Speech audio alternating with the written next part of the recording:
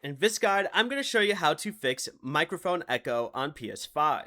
This is Miguel from Just Pause, and before we get into this guide, make sure to like the video and subscribe to the channel with all notifications on for more content like this. It really does help out the channel and we'd greatly appreciate it. If you have any questions, just ask them down in the comment section below. I'm going to be doing my best to reply to every single comment down there.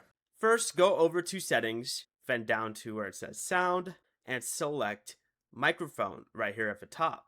Make sure the correct input device is selected. For example, if your headset is connected to the controller, choose the controller headset. Next, select adjust microphone level. If your mic level is too high, it can cause echo and pick up extra background noise. Lower the microphone level until it sits around the middle or lower part of the good range. You should also lower the volume on your headset if it's extremely loud, since audio leaking from the headphones can get picked up by the microphone. If the echo continues, disconnect any unnecessary USB-free devices from your PS5, especially if you're using a wireless headset. Finally, if your headset has a reset button, try resetting it and reconnecting it to the console.